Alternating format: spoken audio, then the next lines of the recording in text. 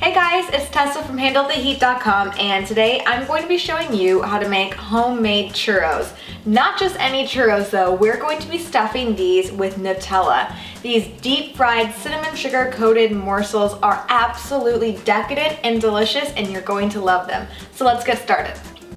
To make our homemade churro dough, we're actually starting in a saucepan with 1 tablespoon of granulated sugar, 1/4 teaspoon of salt, and 1 stick of unsalted butter. To that I'm adding 1 cup of regular water, and I'm going to set this over medium-high heat and bring this mixture to a boil.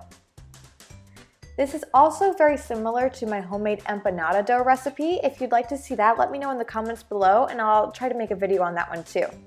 So I just bring that mixture to a boil and add 1 cup of flour and stir for about 30 to 45 seconds over low heat, allowing the dough to dry out a little bit and come together into a cohesive mixture.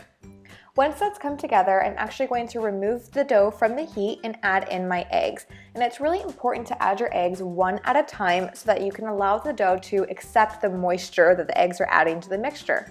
So I always like to beat my eggs before I add them. It makes it that much easier to add them in.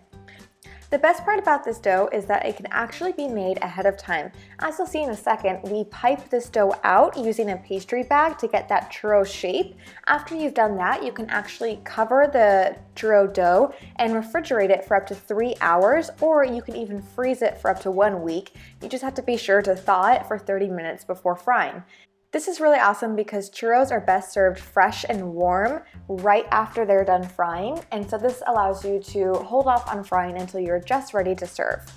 Alright, so now that my dough has come together with all of the eggs, I'm transferring it to a large piping bag. I like to use the plastic ones because you can just toss them when you're done. You don't have to worry about cleaning them. And I've actually fitted this bag with a large open star piping tip, as you can see here. This one exactly is the Ateco number 827 tip. I'm just piping this onto a parchment lined baking sheet in 4-inch lengths, and as you can see, if you just kind of let the dough fall, it makes a little bit of a tapered edge. If you want to make perfectly shaped churros, you can actually use scissors to just snip the edge off, and it makes for a much nicer, more even shape.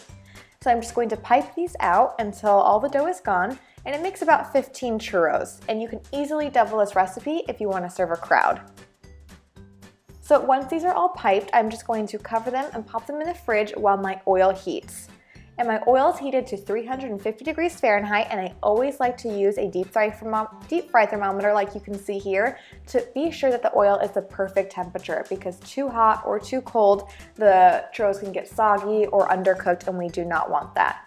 So I just fry them for about 5 to 7 minutes, or until they're golden brown and cooked through, and then coat them in cinnamon sugar. And when you're frying anything like this with any dough, you always want to fry one before you fry the whole batch, and cut it open and make sure that that time and temperature cooks it all the way through. So once it's coated in cinnamon sugar and I've fried all of my churros, I'm going to take a skewer and create a hole through the center of the churro all the way through to the other side. And I just kind of maneuver the skewer all the way around in a circle so that I have enough room to pipe my Nutella in. And the Nutella is best piped when it is a little bit warm and pourable, so it's a little bit more melty. So I have the Nutella in a different pastry bag with just a small tip. You can use whatever tip you have, or you can just snip a corner of a Ziploc bag. It'll work almost as well as this, and I just pipe it through on both sides so that they meet in the middle, and the entire churro is stuffed with Nutella. And you are going to die over how good these are.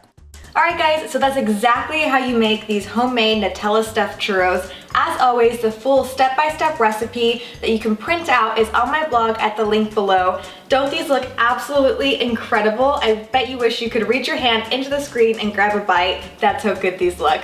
So if you like this video, please give it a thumbs up, and don't forget to leave me a comment below and let me know what you'd like to see next time, and I'll try to make that happen for you. Thank you guys so much for watching, and I'll catch you around in another recipe video soon.